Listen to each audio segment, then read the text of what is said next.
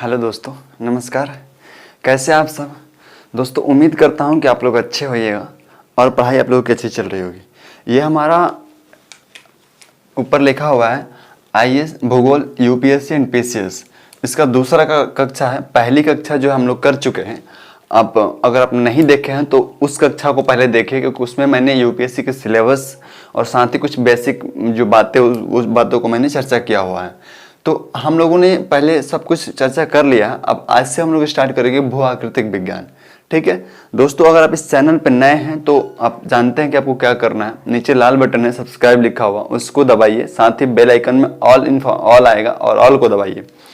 अगर आपको मतलब अच्छे से पढ़ना है, नहीं पढ़ना है तो कोई दिक्कत नहीं दोस्तों, आप 2 मिनट वीडियो देखिए अगर आपको पसंद ना आए। क्योंकि अगर आपको केवल रुचि जगाने के लिए अगर पढ़ना चाहते हैं, केवल मजे लेने के लिए पढ़ना चाहते हैं, तब तो ये वीडियो आपके लिए है ही नहीं। अगर आप सचमुच तैयारी करना चाहते हैं अच्छे तरीके से, देन वेलकम है, आप मेरे से जोड़िए और ज़्यादा से ज़्यादा संख्या में अपने दोस्तों को भी जोड़िए। तो आइए हम स्टार्ट कर रहे हैं। जैसे कि मैंने पिछले कक्षा में सिलेबस और साथ ही क्या क्या पढ़ना है चीज़ें हम लोग डिस्कस कर चुके थे यूपीएससी में। यूपीएससी करने का मतलब इसमें स्टेट पीसीएस भी दोस्तों अपने आप प्रिपेयर होते जाएगा। ठीक है, आज की कक्षा हम लोग स्टार्ट कर रहे हैं भू आकृतिक विज्ञान जियोमॉर्फोलॉजी, यहाँ से स्टार्ट कर रहे हैं। और इसका पहला टॉपिक जो है वो है पृथ्वी की उत्पत्ति एवं विकास। यहाँ से स्टार्ट हम लोग करेंगे पृथ्वी की उत्पत्ति एवं विकास। पहला टॉपिक जो है वो है पृथ्वी की उत्पत्ति एवं विकास। इसमें जो है हम लोग पढ़ेंगे, सबसे पहले इसका कुछ इंट्रोडक्शन देखेंगे, साथ ही इससे संबंधित कुछ जो सिद्धांत दिए गए हैं उन सिद्धांतों को हम लोग देखेंगे। और इस चीज को समझने है तो जैसे पृथ्वी की उत्पत्ति एवं विकास किस तरीके से हुआ है, उन सब चीजों को समझने तो कुछ प्रयास किए जा रहे हैं। जैसे जूनो मिशन दोस्तों, 1-2 साल पहले यूपीएससी ने क्वेश्चन ये पूछा है कि जूनो मिशन पृथ्वी की उत्पत्ति एवं विकास को समझने में किस प्रकार सहायक सिद्ध हो रहा है। तो ये क्वेश्चन था यूपीएससी का। तो हम लोग ये भी देखेंगे जूनो मिशन मतलब समझने तो कुछ, या फिर अन्य प्रयास, फिर एक निष्कर्ष देख लेंगे थोड़ा सा। इस तरीके से क्या होगा ना कि आप क्वेश्चन जैसे आ रहा है तो एकदम सीधे इसी तरह से आप लिख दीजिएगा जिस तरीके से मैं बता रहा हूं, तो आपको मार्क्स अच्छे मिल जाएंगे। ठीक है दोस्तों, अब आइए हम स्टार्ट कर रहे हैं भू आकृतिक विज्ञान जियोमॉर्फोलॉजी का पहला जो टॉपिक है पृथ्वी की उत्पत्ति एवं विकास। इसका इंट्रोडक्शन में कुछ चीजें हैं, कुछ शब्द से आपको परिचित कराता हूँ। यद्यपि इसी चैनल पे वो सारी चीजों को बहुत ही विस्तार से अध्ययन किया गया है। आप जाइए और देखिए।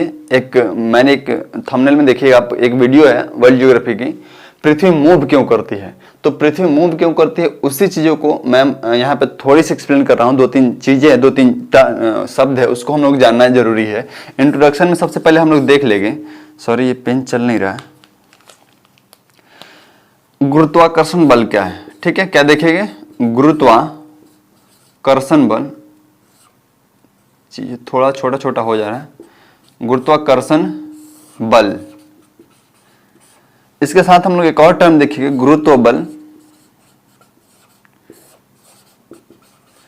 तीसरा देखेंगे गुरुत्व बल।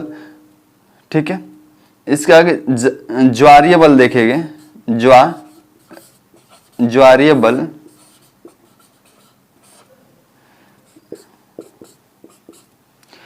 चौथा हम लोग देख लेंगे जड़त्व। ठीक है, इन 4 चीजों को हम लोग देख लेंगे। ठीक है, गुरुत्वाकर्षण बल, अब ग्रेविटेशनल फोर्स, गुरुत्व बल, ग्रेविटी, ज्वारीय बल, टाइडल फोर्स एंड जड़त्व, इनर्शिया। इन सब 4 चीजों को हम लोग देख लेंगे, थोड़ी अध्ययन कर रहे हैं। यद्यपि आप और विस्तार से चाहते हैं तो आप वो वाला वीडियो जाके देख लीजिए। गुरुत्वाकर्षण बल देखिए, कोई भी पिंड है उसके पास एक अपने ओर आकर्षित करने की क्षमता होती है। कोई भी पिंड है, कोई भी, अगर जैसे कोई भी पिंड छोटा या बड़ा हो आप ले रहे हैं तो उसके पास आकर्षण करने की क्षमता होती है। और उसी क्षमता को क्या बोल देते हैं हम लोग? गुरुत्वाकर्षण बोल देते हैं। ये तो एकदम सिंपल है, आप बोलिएगा। पृथ्वी के पास भी अपना गुरुत्वाकर्षण बल है, सूर्य के पास, चंद्रमा के पास, सबके पास क्या है? गुरुत्वाकर्षण बल है, अपना गुरुत्वाकर्षण बल। इससे ज्यादा मैं इसमें चर्चा नहीं करूंगा क्योंकि इस पे वीडियो में बना चुका हूं। आप वो वाला वीडियो जाके देखिए, पृथ्वी क्यों मूव करती है, ऐसा मैंने बनाया है वीडियो कि पृथ्वी घूमती क्यों है। उस वीडियो को देखिए, उसमें बहुत ही विस्तार से मैंने इसका चर्चा किया हुआ है। अब देखिए, मैं बोला था ना कि इस चैनल पर कुछ चीजें पहले डल चुकी है, तो मैं जो चीजें डल चुकी है मैं उसको चर्चा करते जाऊंगा। मतलब ज्यादा नहीं, 4-5 वीडियो ही डली होगी, 5-6 वीडियो डली होगी। थोड़ा ज्यादा टाइम का नहीं है, तो उसको आप देख सकते हैं जाके, क्योंकि ये सब चीजें बेसिक है। गुरुत्वाकर्षण बल ये जान लिए। गुरुत्व बल, जब यही फोर्स माने गुरुत्वाकर्षण जो फोर्स है, ग्रेविटेशनल जो फोर्स है, यही फोर्स अगर पृथ्वी के द्वारा लगाया जाए, यही फोर्स पृथ्वी के द्वारा लगाया जाए तो क्या बोलते हैं इसको? ग्रेविटी बोलते हैं, गुरुत्व बल बोल देते हैं। एक मिनट दोस्तों, मैं देख ले रहा हूं कि माइक मेरा काम किया नहीं तो उस दिन का हाल हो जाएगा आज भी। ठीक है, काम कर रहा है, मतलब लगा हुआ है उसमें। तो मैं कहा था गुरुत्व बल, जब गुरुत्वाकर्षण बल पृथ्वी के द्वारा लगाया जाए, गुरुत्वाकर्षण बल, आप इस बात को अगर नहीं जानते हैं तो लिख लीजिएगा। गुरुत्वाकर्षण बल सारे पिंडों के पास अपना कुछ आकर्षण करने की क्षमता होती है, उसी को क्या बोलते हैं? गुरुत्वाकर्षण बल बोलते हैं। गुरुत्व बल, जब गुरुत्वाकर्षण बल पृथ्वी के द्वारा लगाया जाए तो उसको ग्रेविटी बल, गुरुत्व बल बोलते हैं, ज्वारीय बल। यही गुरुत्वाकर्षण बल जब सूर्य और चंद्रमा के द्वारा लगाया जाए, गुरुत्वाकर्षण बल जब सूर्य और चंद्रमा के द्वारा लगाया जाए तो क्या बोलते हैं? ज्वारीय बल बोलते हैं। याद रखिए, गुरुत्वाकर्षण बल जब सूर्य और चंद्रमा के द्वारा लगाया जाए तो क्या बोलते हैं? उसको ज्वारीय बल बोलते हैं। हम जब ज्वार भाटा पढ़ेंगे तो इस सब चीजों को बहुत ही विस्तार से अध्ययन करेंगे। अगला है जड़त्व, इनर्शिया। आप न्यूटन के लॉ के बारे में जानते हो तो कोई भी चीजें जो है, जैसे कि ये चीजें है, ये मार्कर है, अगर ये यहाँ पे मैं इसको रख दे रहा हूं तो ये चीजें हमेशा चाहिए कि मैं स्थायी के जैसे रखा हूं उसी तरह से रहे, जब तक इस पे कोई बाहरी फोर्स आकर्षित ना अप्लाई किया जाए, बाहर से कोई फोर्स अप्लाई ना किया जाए। मेरी बातों को समझ रहे हैं? अगर मैं किसी चीज को कहीं रख दे रहा हूं, उसको मूव करके छोड़ दे रहा हूं, जैसे मैं ये ग्लोब हो गया, ये ग्लोब हो गया, अगर एक ग्लोब को हम ऐसे कि यहाँ पे रखे हुए हैं और इसको मूव करके छोड़ दिए तो ये तब तक चाहेगी कि हम अपने मूव कर मतलब इसी अवस्था में रहें जब तक इस पे कोई बाहरी फोर्स न लगाया जाए। ठीक है, अगर इसको मूव करके छोड़ दिया तो ये तब तक मूव करते रहेगी जब इस पे बाहरी फोर्स न लगा दिया जाए। तो इस तरीके से जड़त्व क्या होता है? कोई भी चीज है, कोई भी वस्तु हम जिस अवस्था में है, कोई पिंड या वस्तु जिस अवस्था में है, अपने अवस्था को बनाए रखना चाहती है जब तक उस पर कोई बाहरी फोर्स न लगाया जाए, उसी को क्या बोलते हैं? जड़त्व या इनर्शिया बोलते हैं। ठीक है, उम्मीद करता हूं कि आप इस 4 वर्ड से परिचित हो गए हैं। क्या इस 4 वर्ड से परिचित हो गए हैं? अब मैं इसको डिलीट कर रहा हूं और आगे बढ़ रहा हूं। ठीक है,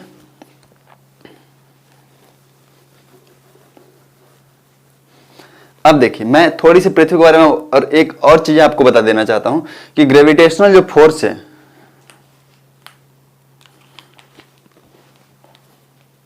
मैं आपको बताया था, इसी में बता दे रहा हूं कि पृथ्वी का जो शेप है वो जियोड आकार का है। तो पृथ्वी का जो, अगर आप मान लें कि ये पृथ्वी हमने बना दिया, ठीक है, आप देख रहे हैं यहाँ पे थोड़ी सी चौड़ी है पृथ्वी, तो यहाँ का जो आर है यानी कि यहाँ का जो त्रिज्या है और यहाँ का जो त्रिज्या है पृथ्वी की, अगर मैं इसको ऐसे बना दूं, इतना पे 23 डिग्री पे ये झुकी हुई है, ठीक है, इसको हम लोग साउथ पोल मान लेते हैं और इसको नॉर्थ पोल मान लेते हैं। ठीक है, ये हमारा क्या है? विषुवत 0 डिग्री है, विषुवत वृत्त है, और इसको हम लोग ये ऊपर जो पोल की तरफ का जो अक्षांशीय रेखा है उसको हम लोग मान लेते हैं। तो यहाँ का आप जो रेडियस देख रहे हैं इसकी अपेक्षा क्या है? कम है। अब जब देखिए पृथ्वी जब मूव कर रही होगी ना, पृथ्वी जब मूव कर रही होगी तो यहाँ का जो रेडियस है, त्रिज्या है, यहाँ का जो त्रिज्या है वो क्या है? कम है। यहाँ का त्रिज्या कम है, जबकि यहाँ का त्रिज्या जो है, यहाँ का त्रिज्या अधिक है, यहाँ का त्रिज्या अधिक है। अब देखिए मैं क्या आपको समझाना चाह रहा हूं कि इसको मैं इधर साइड करता हूं, यहाँ का जब त्रिज्या अधिक कम है, यहाँ का त्रिज्या अधिक है, जब पृथ्वी मूव कर रही होगी तो पृथ्वी तो समान स्पीड से मूव कर रही है, ऐसे ऐसे मूव कर रही है, घूम रही है, अपने अक्ष पे घूम रही है। तो क्या है, जब अब आप अपने चीजों को फील करके देखिए, अब मैं इस चीज को आपको दिखा रहा हूँ, लाइक अगर पृथ्वी इस तरह से मूव कर रही है तो जिस स्पीड से आप यहाँ पे देख रहे हैं, क्या उसी स्पीड से यहाँ पे मूव कर रही है? उतना ही तेजी से। आप समझ पा रहे हैं मेरी बातों को? जिस स्पीड से यहाँ पे आपको, अगर यहाँ पे कोई चीजें रख दीजिए आप, तो जिस स्पीड से घूम रही है उसी स्पीड से ये भी घूमेगी? बिल्कुल नहीं, क्योंकि यहाँ का त्रिज्या कम है।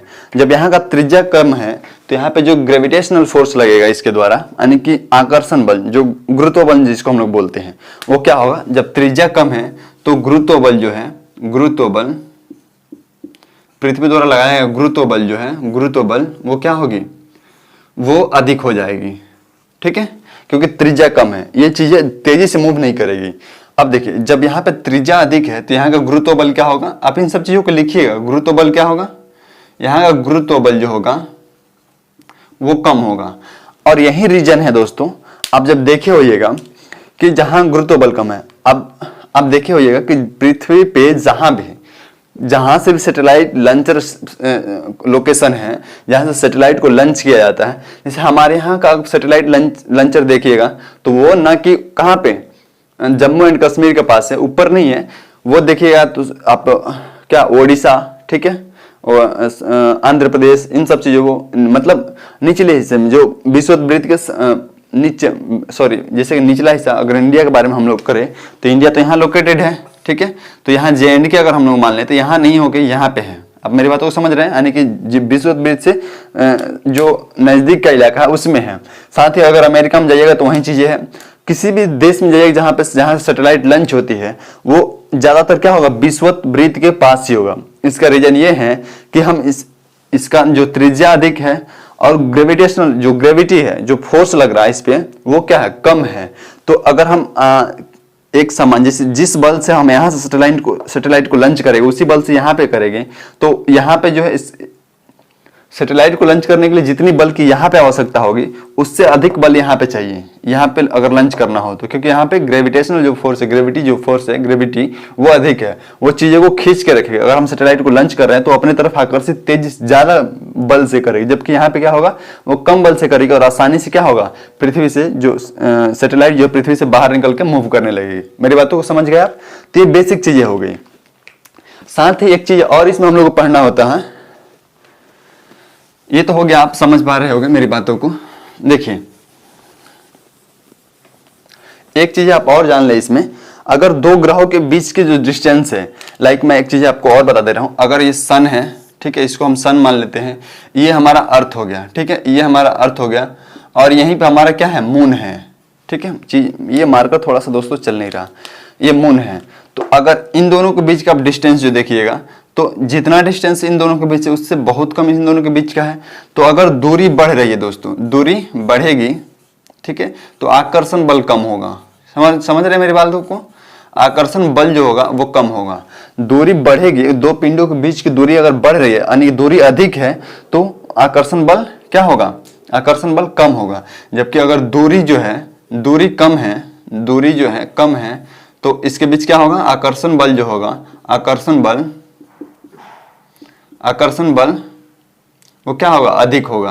समझ पा रहे हैं? यानी कि दोनों के बीच कैसा संबंध है, दोनों के बीच व्युत्क्रमानुपाती संबंध है, एक बढ़ेगा दूसरा घटेगा, एक घटेगा दूसरा बढ़ेगा, ठीक है। आप इस बातों को याद रखिए क्योंकि आगे काम आएगा। मून जो है वो पृथ्वी से बहुत नजदीक है इसलिए इसका आकर्षण बल ज्यादा है, जबकि सूर्य जो है पृथ्वी से दूर है इसलिए इसका आकर्षण बल क्या है, कम है। इस तरीके से अगली चीज ये है कि आखिर जो है पृथ्वी की उत्पत्ति एवं विकास से तात्पर्य क्या है, ठीक है।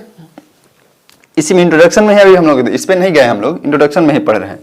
यानी कि पृथ्वी की उत्पत्ति एवं इसका इंट्रोडक्शन देखने के लिए ताकि इसका तात्पर्य है क्या, यानी कि पृथ्वी की उत्पत्ति एवं विकास का तात्पर्य क्या है। तो दोस्तों पृथ्वी की उत्पत्ति एवं विकास में हम लोग ये तात्पर्य में ये लिख सकते हैं, आप इस बातों को लिखिएगा कि पृथ्वी का जब से उत्पत्ति हुई है, ठीक है, उत्पत्ति जब से, यानी कि पृथ्वी की जो उत्पत्ति है, उत्पत्ति से लेकर वर्तमान तक, इसका तात्पर्य में लिखिएगा उत्पत्ति से लेकर वर्तमान तक पृथ्वी की, इसका तात्पर्य, सॉरी तात्पर्य क्या है, तो तात्पर्य में लिखिएगा पृथ्वी की उत्पत्ति से लेकर वर्तमान तक। अब इस बातों को लिखिएगा, पृथ्वी की उत्पत्ति से लेकर वर्तमान तक, पृथ्वी जो है उत्पत्ति से लेकर वर्तमान तक जिन अवस्थाओं से गुजरी है, पृथ्वी अपने उत्पत्ति से लेकर वर्तमान तक जिन अवस्थाओं से गुजरी है, या फिर वर्तमान में, और साथ ही लिख लीजिएगा, साथ ही मतलब जिन अवस्थाओं से गुजरी है या गुजर चुकी है, साथ ही वर्तमान में जिन अवस्थाओं से गुजर रही है, जिन परिवर्तनों से गुजर रही है, इन परिवर्तनों के आधार पे भविष्य में पृथ्वी पे क्या घटनाएं घट सकती है या फिर क्या परिवर्तन हो सकता है, इन सब चीजों का वैज्ञानिक अध्ययन ही पृथ्वी की उत्पत्ति एवं विकास कहलाता है। समझ पा रहे मेरी बातों को? यानी कि पृथ्वी जो अपने वर्तमान भूतकाल में जब से उत्पत्ति हुई है तब से और वर्तमान तक किन किन परिवर्तनों से गुजरी है, ठीक है, किन किन परिवर्तनों से गुजरी है, और साथ ही वर्तमान में किन किन परिवर्तनों से गुजर रही है, वर्तमान में किन किन परिवर्तनों से गुजर रही है, इसी के आधार पे भविष्य में किन परिवर्तनों से गुजर सकती है, इसका तात्पर्य, उसी का वैज्ञानिक अध्ययन ही इसका तात्पर्य है, ठीक है। अब आगे देखिए, परिवर्तन मैंने 3 बार परिवर्तन कि पृथ्वी अपनी उत्पत्ति से लेकर वर्तमान तक किन परिवर्तनों से गुजरी है, वर्तमान में किन परिवर्तनों से गुजर रही है और आगे भविष्य में क्या क्या परिवर्तन हो सकता है। तो परिवर्तन जो शब्द है यहाँ पे, मैं जिस परिवर्तन शब्द का इस्तेमाल कर रहा हूँ, ये परिवर्तन जो है जैविक अजैविक दोनों प्रकार से है। जैविक, ठीक है, परिवर्तन जैविक एवं अजैविक है। अजैविक, समझ पा रहे हैं मेरी बातों को? तो ये परिवर्तन में जैविक परिवर्तन भी हो जाएगा और अजैविक परिवर्तन भी हो जाएगा। ठीक है दोस्तों, अब हम इसका इंट्रोडक्शन लगभग समाप्त हो गया, इससे ज्यादा इसमें कुछ नहीं था। अब हम आते हैं दोस्तों संबंधित सिद्धांत। ठीक है, संबंधित सिद्धांत में कौन कौन से सिद्धांत है, इसको मैं डिलीट कर रहा हूं और मैं संबंधित सिद्धांत पे आ रहा हूं। संबंधित सिद्धांत में 3 प्रकार का सिद्धांतों को हम लोग विशेषता अध्ययन करते हैं, मुख्यतः अध्ययन करते हैं, और वो है, पहला है अद्वैतवादी। ठीक है, पहला सिद्धांत जो है अद्वैतवादी, उम्मीद करता हूं कि आप लोग दिख पा रहा होगा आपको, अद्वैतवादी। दूसरा है द्वैतवादी। तीसरा है मॉडर्न, ये आधुनिक सिद्धांतों में हो जाता है, महाविस्फोटक सिद्धांत। महाविस्फोटक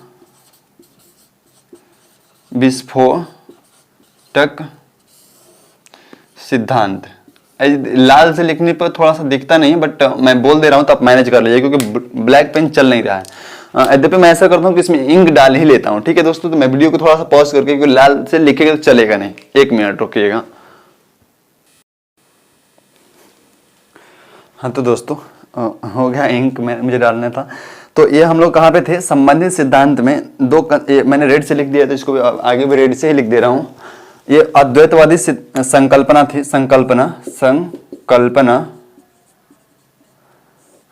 द्वैतवादी संकल्पना एंड महाविस्फोटक सिद्धांत। इसको अगर आप इंग्लिश में लिखना चाहते तो लिख लीजिएगा। इसको मोनेस्टिक कंसेप्ट बोलते हैं, मोनेस्टिक कंसेप्ट। इसको बोलते हैं dualistic concept, DUALISTIC, dualistic concept, और इसको तो आप जानते ही है। तो ठीक है, तो इस तरीके से ये संबंधित सिद्धांत है। ये दोस्तों, इसको हम आधुनिक सिद्धांत, अगर आपसे कोई पूछ रहा है तो आप इसको बताइएगा कि महाविस्फोटक सिद्धांत आधुनिक सिद्धांतों में यही माना जाता है। साथ ही दोस्तों एक बात और मैं आपको बता देना चाहता हूं कि ये पृथ्वी की उत्पत्ति एवं विकास जो शब्द है, सर्वप्रथम इसका जो इस शब्द का प्रयोग जो कास्ते द बफन साहब ने किया था, क्या नाम था उनका, कास्ते द बफन, उनका नाम था कास्ते द बफन। ठीक है, इन्होंने इस शब्द का सर्वप्रथम प्रयोग किया था। ठीक है, कास्ते द बफन साहब ने। अब हम इस सिद्धांत को एक एक करके देख लेते हैं, जैसे अद्वैतवादी सिद्धांत, अद्वैतवादी संकल्पना, द्वैतवादी संकल्पना एंड महाविश्व। ये थोड़ा सा हम लोग को विस्तार से जानना होगा, इस सबको मैं हल्का हल्का परिचय आपको दे देता हूं। ठीक है, ये शब्द का इस्तेमाल कास्ते द बफन साहब ने किया था 1749 ईस्वी में। ठीक है, ये भी आप लिखना चाहे तो लिखना, वैसे जरूरी नहीं है, 1749 में किया था। तो ये चीजों को मैं डिलीट कर रहा हूँ, द्वैतवादी संकल्पना को और महाविस्फोटक सिद्धांत को मैं डिलीट कर रहा हूँ। एक चीज है, ये है द्वैतवादी संकल्पना। इसके अनुसार दोस्तों, मतलब ये सब चीजें जो है पृथ्वी की उत्पत्ति एवं विकास के संदर्भ में है कि पृथ्वी की उत्पत्ति एवं विकास कैसे हुई है। तो इन सब चीजों को मैं हल्का हल्का आपको परिचय दे दूंगा। साथ ही कुछ चीजें हैं फैक्ट जो पीटी के लिए इंपॉर्टेंट है, उसको मैं आपको, अब देखिए दोस्तों, सारी चीजों को याद रख पाना थोड़ी सी मुश्किल हो जाती है, तो उसको मैं आपको देख के, मतलब नोट से देख के मैं बोल दूंगा, आप उसको लिख लीजिएगा। ठीक है, क्योंकि उतना भी समय नहीं है कि हम आपको इस पे लिख लिख के सारी चीजों को एक्सप्लेन करें। आप सोचिए कि 300 घंटे का मैं क्लास लिया हूं ज्योग्राफी का, तो 300 घंटे क्लास, तो आपको हम, अगर आप चाहते हैं हम कि इसको 100 घंटे के आसपास में क्लास दो, तो थोड़ी सी चीजें तो आपको कोऑपरेट करना ही होगा। और आप 300 घंटे के क्लास में आपको देने लगो तो शायद आप पढ़ भी नहीं पाइएगा और हम पढ़ा भी नहीं पाएंगे, हम मतलब मिल के पढ़ भी नहीं पाएंगे। मैं बार बार बोल देता हूँ कि सॉरी, कि पढ़ा नहीं पाऊंगा। ठीक है, अब आगे बढ़ते हैं हम लोग। अद्वैतवादी संकल्पना जो है मोनेस्टिक, बट एक चीज और आप जान लीजिए कि 100 घंटे में अगर हम दे रहे हैं, 100-125 घंटे में क्लास दे रहे हैं, तो आप ये मत समझिए कि हम क्लास को छोड़ के आगे निकलेंगे, बिल्कुल नहीं। थोड़ी सी आपको एफर्ट करना होगा समझने में। ठीक है, बाकी आप जानते हैं कि संस्था जो अगर फी ले रही है 2 लाख, तो उसको ये भी दिखाना है कि हम इतने दिन तक पढ़ा रहे हैं। 2 लाख 3 लाख फी ले रही है, 2 लाख 2.5 लाख फी ले रही है, तो उसको ये भी दिखाना पड़ेगा 2.25 लाख 2 लाख फी ले रही है। तो इस तरीके से तो आपको यहाँ पे मतलब चीज एकदम, जैसे क्लास में होता है 3 घंटे, अगर 2.5 घंटे एक क्लास है तो उसमें आधे घंटे क्लास में जो भी है तो उसको थोड़ा सा मतलब इंटरटेन बनाना ही पड़ता है कि 2.5 घंटे बच्चे कैसे बैठ पाए। तो यहाँ पे तो इंटरटेनिंग नहीं बनाना, क्योंकि आधे घंटे की क्लास है तो चीजें मतलब एकदम टू द पॉइंट होगी, इसीलिए क्लास जल्दी से खत्म हो सकता है। तो इस तरीके से हम लोग आगे बढ़ रहे हैं। तो द्वैतवाद, अद्वैतवादी सिद्धांत में देखिए पृथ्वी की उत्पत्ति कैसे हुई, इसमें क्या बोला जाता है। पृथ्वी की उत्पत्ति जो हुई है, देखिए सबसे पहले इस संकल्पना का इस संकल्पना ये कहा जाता है कि पहले जो था एक छोटे छोटे ग्रहों के रूप में बहुत सारे चीजें थी, ठीक है, थोड़े छोटे ब्रह्मांड में सब फैले हुए थे, ठीक है, इस तरीके से फैले हुए थे। आप मेरी बातों को समझ पा रहे हो धीरे धीरे करके, आप थोड़ा सा एफोर्ड करना होगा। फिर क्या हुआ कि इसका जो है ग्रेविटेशनल फोर्स, ये थोड़ा बड़ा जो था ग्रेविटेशनल फोर्स, ये जाता हुआ और सारी चीजें एक दूसरे से आकर्षित होकर इसमें समाहित होने लगी, ठीक है, मेरी बातों को समझ पा रहे हैं आप। ये सब चीजें मतलब सारी जो है आकर्षित होकर समाहित होने लगी इस तरीके से। अब ये बन गया किस तरीके से, इस तरीके से एक बड़ा सा ग्रह बन गया, बड़ा सा पिंड बन गया, ठीक है। जब इस तरह से बने दोस्तों तो इसमें जो टेम्परेचर है वो टेम्परेचर बढ़ गया, टेम्परेचर जो है वो हाई हो गया, ठीक है, टेम्परेचर बढ़ गया तो इसमें जो ऊर्जा थी, ऊर्जा की मात्रा जो थी वो भी बढ़ गई, ऊर्जा भी बढ़ गई और ये गतिशील हो गए। जब ये गतिशील हो गए तो इसमें अपकेंद्रीय बल के कारण गतिशील हुए, तो गतिशील होने के कारण अपकेंद्रीय बल हुआ, अपकेंद्रीय बल के कारण ये टूट कर 9 छल्लों में विभक्त हो गए, 9 छल्ले। और ये छल्ले किस चीज के थे, गैस के थे। ये 9 छल्लों में विभक्त हुए और विभक्त होने के बाद ये 9 छल्ला जो था, 9 छल्ला जिसको हम लोग बोलते हैं, ठीक है, 9 छल्ला में विभक्त हुआ और यही ठंडा होकर ग्रह और उपग्रह बना। बस इतना ही है इसमें कि द्वैतवादी संकल्पना जो है मानता है कि पहले जो ब्रह्मांड में चीजें थी इस तरह से बिखरी बिखरी थी, बाद में आकर्षित होकर एक जगह हुई, टेम्परेचर बढ़ा, एनर्जी बढ़ा, ये गतिशील हुए, अपकेंद्रीय बल कर रही, टूटे 9 छल्लों में विभक्त होकर और ये क्या हो गए, ठंडा होकर ग्रह और उपग्रह बन गए, ठीक है, इसमें इतना ही था। अब ये सिद्धांत मानता है कि पृथ्वी जो ग्रहों की उत्पत्ति है वो ग्रह की उत्पत्ति एक तरह से हुई है, क्योंकि देखिए ये जो विभिन्न टुकड़े थे ये इकट्ठा होकर एक तरह बन गया और एक तरह से 9 छल्ला, तो इस तरह से एक तरह से इसकी उत्पत्ति हुई है। इन सारी बातों को आप अपनी लैंग्वेज में लिखिएगा, ठीक है।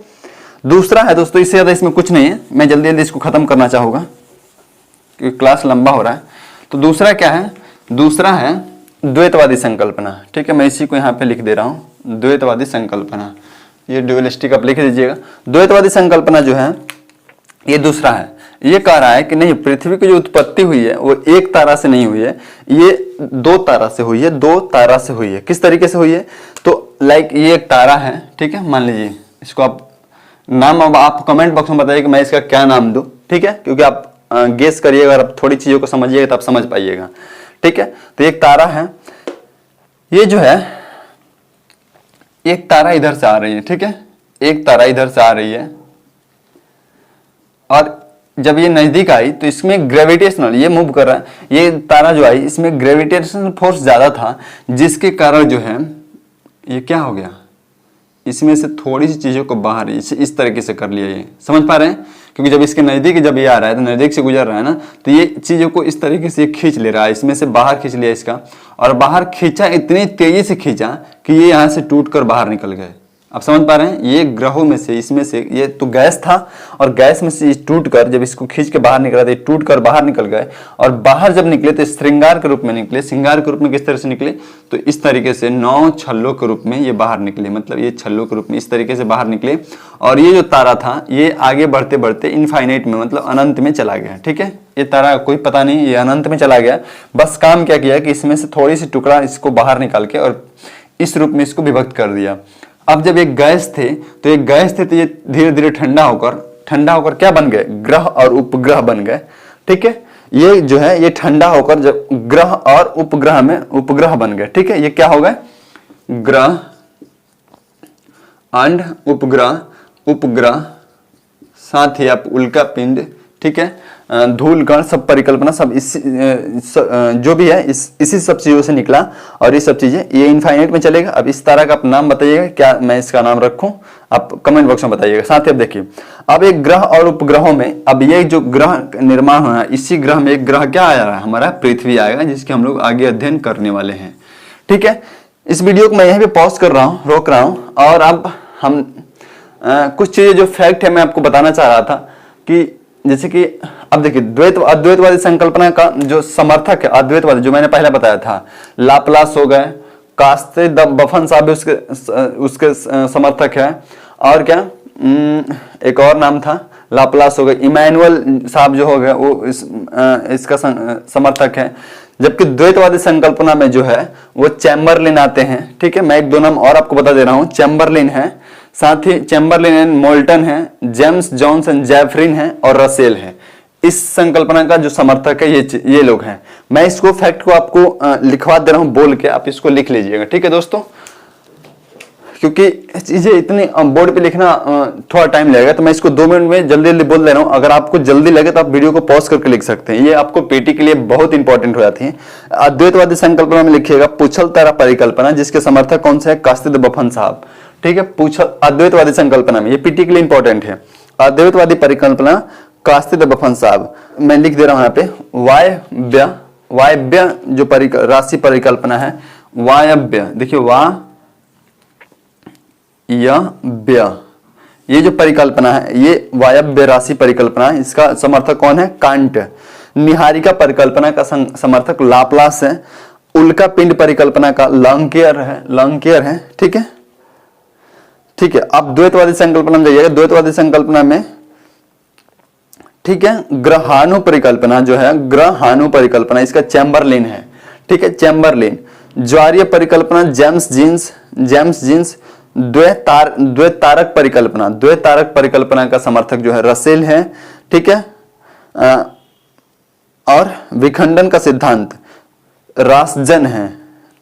आप इसको समर्थक है, आप जो इसका क्या बोलते हैं, जिन्होंने इसकी खोज करी है, एक तरह से ये आप बोल सकते हैं, जिन्होंने इसके बारे में चर्चा किया है, जिन्होंने अपने अध्ययन में इसका क्या जिक्र किया है, उसके बारे में बोल सकते हैं।